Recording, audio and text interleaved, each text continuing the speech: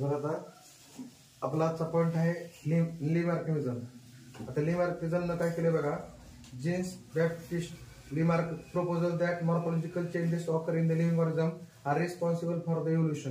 आता ह्याने काय केलंय लिमार्किझमनं, जे मॉर्फॉलॉजिकल एव्हिडन्स आपण काल बघितलं मॉर्फॉलॉजिकल मध्ये, जे morphological changes occur living organism म्हणजे काहीतरी एक्सटर्नल चेंजेस त्यांच्यामध्ये जे होतात तर तेच रिस्पॉन्सिबल आहे इव्होल्युशन साठी असं तो म्हणालाय.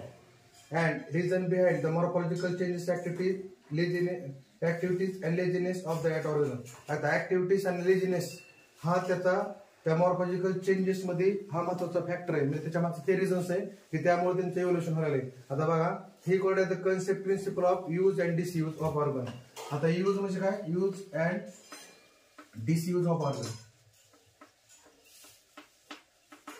आता बघा, जर ऑर्गॅनिझमनं जर त्या ऑर्गनला यूज केलं तर त्याची काय झाली, डेव्हलपमेंट झाली आणि ते कॅरेक्टर नेक्स्ट जनरेशनला ट्रान्सफर झालं आणि त्यालाच लिमार्किझमनं इव्होल्युशन म्हणलंय. आणि जो पार्ट डिसयूज म्हणजे जे युजच केला नाही तर तो काय झाला, डिसअपिअर झाला किंवा ते नेक्स्ट जनरेशनला गेला नाही, असं कुणाचं म्हणणं आहे, लिमार्किझमचं. आता पुढे त्यांनी काय केलं बघा, आता काय काय गोष्टी सांगण्यात. Further he said neck giraffe has become too long due to browsing on the leaves of tall plant by the extend their neck for the several generation. आता त्या जिराफचं काय सांगितलं बघा, ज्यावेळेस जिराफ त्याला वरचे झाडांचे वरचे शेंड्याचे पानं खायची होते तर त्यामुळं त्याने काय केलं, त्याचं नेक जे आहे ते असं एक्सटेंड करत गेला. म्हणजे सेव्हरल जनरेशन मध्ये ह्या लगेच झालं नाही की आता एक आता जिराफ काय फर्स्ट जनरेशन मध्ये असेल, लगेच सेकंड जनरेशन मध्ये झालं नाही ते लगेच, तर त्याला खूप पिढ्या गेल्या त्यांच्या. आणि ह्याच्यामध्ये काय सांगितलं की ह्या जनरेशन मध्ये त्याने काय केलं, त्याचं नेक एक्सटेंड केलं, म्हणजे त्याचा ह्या ऑर्गनचा यूज केला, त्यामुळे त्याचं डेव्हलपमेंट झालं आणि त्यामुळे त्याला इझिली त्याला झाडांची लीफ खाता यायला लागली. म्हणजे त्याने त्या ऑर्गनचा यूज केला नेकचा, जसं जसं त्याने यूज असं हे केला तसं तसं काय झालं, ते एक्सटेंड होत गेलं, म्हणजे काय झालं, वाढत गेलं. समजतंय. तर ह्याचं एक्झाम्पल पहिलं झालं जिराफ. म्हणजे त्याने तेच सांगितलंय की जे ऑर्गन त्याने यूज केला तर ते ऑर्गन ते मॉर्फॉलॉजिकल चेंजेस झाल्या आणि ते नेक्स्ट जनरेशन मध्ये ते गेलं आणि त्याला इव्होल्युशन झालं असं त्यांनी सांगितलंय. मग आता पहिलं जिराफचं झालं. आता दुसरं काय सांगितलं बघा त्यांनी, similarly the shoulder of iron smith have become very strong due to the frequently hammering movements. आता तुम्हाला आयरन स्मिथ मध्ये जो तुम्हाला लोखंड वगैरे ते बनवतात का, अवजारे वगैरे बनवतात, तर त्यांचे जर हातोडे मारून मारून त्यांचं जे शोल्डर असतं ते एकदम कडक झालेलं असतं. का झालेलं असतंय, तर रोजचे प्रॅक्टिस. ओके. आणि प्रॅक्टिस मध्ये त्यांचा भाग जो आहे तो काय झालेला असतं, डेव्हलपमेंट झालेला असते. तर हे तिचं दुसरं म्हणणं होतं. And wings of birds. आता ह्या दोघांनी त्या पार्टचा यूज केला त्यामुळे ह्यांचं काय झालं, ते पार्ट डेव्हलपमेंट झाली. आता दुसरं खाली दोन एक्झाम्पल आहे बघा. Wings of bird like ostrich and emu have become weak due to no use. आता बघा, त्याने त्यांचे विंग जे आहेत वापरले नाहीत. कोणी, ऑस्ट्रिच. हे पहिलं आहे ऑस्ट्रिच आणि दुसरं आहे इमू. हे दोन असे बर्ड्स आहेत की ज्यांनी त्याला नो यूज ऑफ विंग, त्यांनी त्यांच्या विंगचा वापर केला नाही. समजतंय का. तर त्यामुळे ते काय झाले, become use due to no use, म्हणजे त्यांनी त्या ऑर्गनचा यूज केला नाही, त्यामुळे त्यांची डेव्हलपमेंट झाली नाही पुढे. समजतंय. आणि पुढे बघा, ते किती पण पळतात, जमिनीवर वॉकिंग करू शकतात, ते चालू शकतात हे दोघं जण. समजतंय. पण हवेमध्ये ते उडू शकत नाहीत, कारण का, तर त्यांनी त्यांच्या विंगचा वापर केला नाही त्यांनी. परत पुढे आहे legs of the birds like swan and duck have become useful for the swimming due to the living water and snake. आता बघा, आता जे डक्स आणि स्वॅन,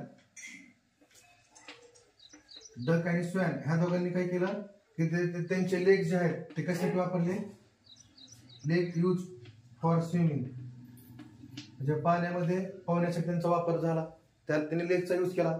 तर त्यामुळे ते पण पाण्यामध्ये फ्लोट म्हणजे पोहू लागले, स्विमिंग करू लागले, कारण का, तर त्यांचा लेगचा वापर त्यांनी त्यासाठी केला, स्विमिंगसाठी केला. आणि परत पुन्हा snake have the lost their leg by the modification in their body of boring habits. Boring habits म्हणजे काय, की स्नेकची एक सवय होती कोणती, की त्याला जमिनीमध्ये खड्डे करून राहायची. बोरिंग म्हणजे काय, खड्डा करणं जमिनीमध्ये त्या. तर त्या कारणामुळं त्यांचे जे लेग्स आहेत ते डिसअपिअर झाले. समजतंय. हा, म्हणजे स्नेकचे का, तर त्यांनी त्यांना एक सवय होती, एक हॅबिट्स होती काय, की जमिनीमध्ये होल करून राहायची. म्हणजे आधी पालीसारखे वगैरे त्यांना पाय होते अगोदर, जसे चिपकली आपण म्हणतो ना त्याच्यासारखे. पण ज्या वेळेस त्यांनी काय केले, जमिनीमध्ये होल करून राहावं लागले तर त्यावेळेस त्या होलमुळे त्याचे पाय जे आहेत ते डिसअपिअर झाले, असं कोणाला लेमार्किझम म्हणजे ह्यांनी स्टडी केली होती त्या गोष्टींची. आणि त्याला म्हणू शकतो आपण all this example are type of acquired character. आणि ह्याला सगळ्यांनाच आपण म्हणजे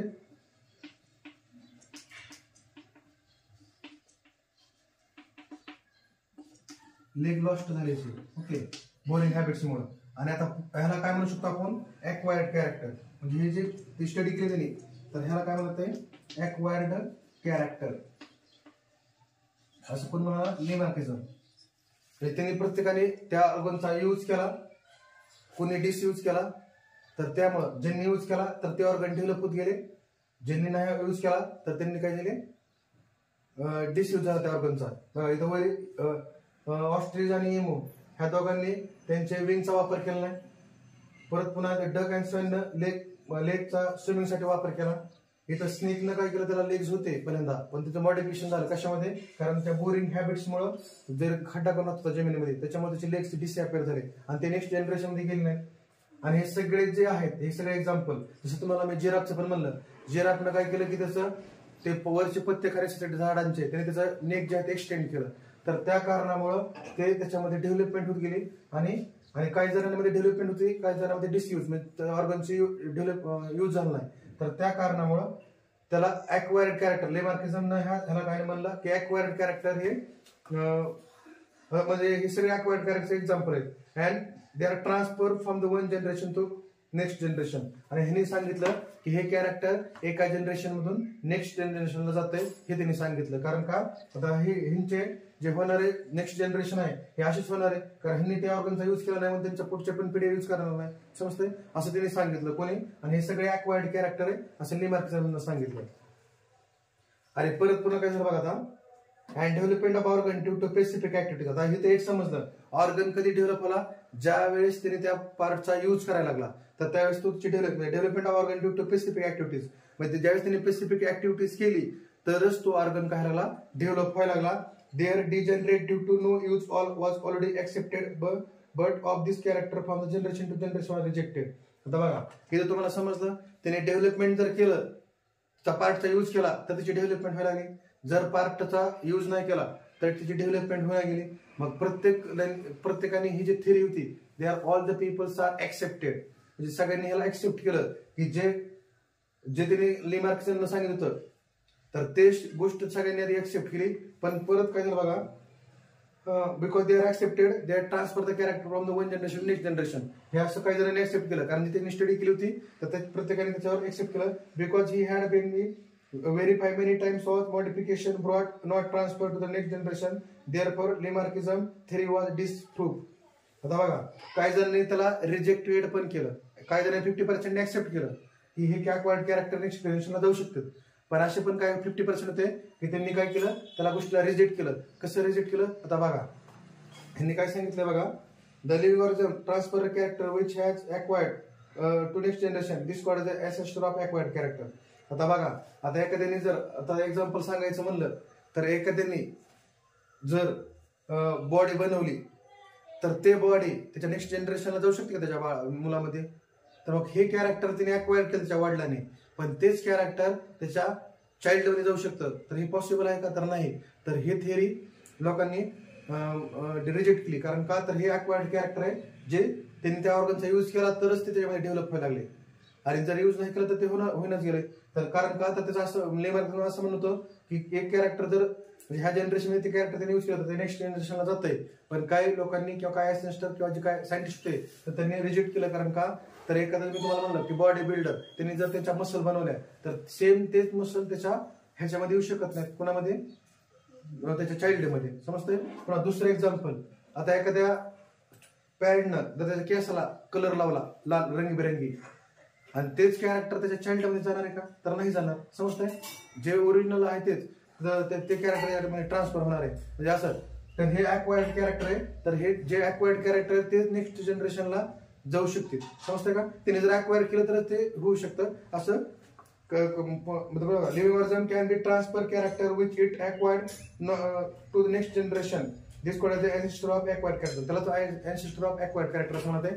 म्हणजे त्यांनी ते ज्या जनरेशनमध्ये त्यांनी काय केलंय ॲक्वायर केलंय त्यांनी. म्हणजे ह्याने काय लेमार्किझमनं काय सांगितलं, जर ऑर्गनचा यूज केला तर ते डेव्हलपमेंट झाले आणि तो कॅरेक्टर नेक्स्ट जनरेशनला गेला. आणि जर त्याने यूज नाही केला तर ते कॅरेक्टर डिसयूज झालं किंवा तेच कॅरेक्टर पण नेक्स्ट जनरेशनला जाणार आहे असं त्यांनी सांगितलं होतं. पण काही जणांनी ते रिजेक्ट केलंय. कारण का तर मी जसं तुम्हाला सांगितलं की नेक्स्ट जनरेशनला जाणार आहे. ज्याने ते कॅरेक्टर अक्वायर्ड केले तर ते त्यावेळी जनरेशन पर्यंतच राहणार. नेक्स्ट जनरेशनला ते जाणार नाही. जसं तुम्हाला बॉडी बिल्डिंगचं एक्झाम्पल दिलं, मी हेअरचं एक्झाम्पल दिलं तुम्हाला, हेअर कलरचं. तर ते अक्वायर कॅरेक्टर आहेत की जे त्यांनी घेतलेले आहेत. समजतंय. आता लेमार्क्सनं काय सांगितलं की जर त्याने कॅरेक्टर अक्वायर्ड केलं तर ते कॅरेक्टर नेक्स्ट जनरेशनमध्ये जाऊ शकतं.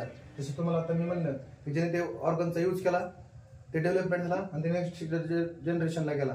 ज्याने डिसयूज केलं तर तो ते पण नेक्स्ट जनरेशनला गेला कारण तो पण त्याची पण डेव्हलपमेंट झाली नाही असं त्यांनी लेमार्क्सनं सांगितलं.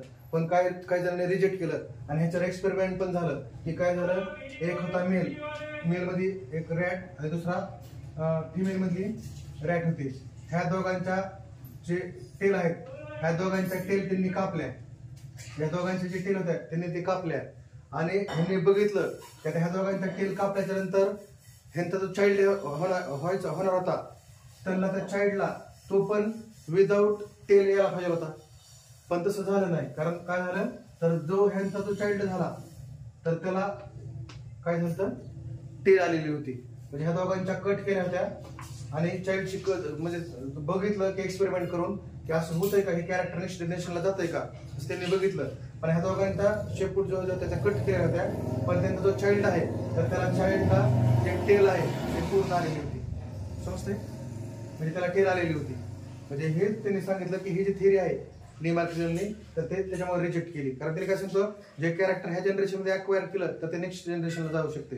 पण हे जे तर ह्याने त्याच्यावर एक्सपेरिमेंट केला. ह्या दोन मेल आणि फिमेल होती रॅटमध्ये, त्यांच्या दोघांचे टेल कापल्या आणि त्यांचं चाइल्ड कसं होतं त्यांनी बघितलं. पण हे चाइल्ड कसं झालं, विथ टेल आला त्याला. म्हणजे त्याला जेवढी टेल पाहिजे होती तर तेवढी त्याला टेल आली. म्हणजे हे कॅरेक्टर नेक्स्ट जनरेशन म्हणजे हे झालं आहे. म्हणजे ते अक्वायर्ड झालं तरच हे आहे. समजा लेमार्क्सला तेच सांगितलं नाही की काय प्रत्येक जनरेशनमध्ये ऑर्गॅनिझम काय करणार ते कॅरेक्टर अक्वायर करणार आहे. ओके.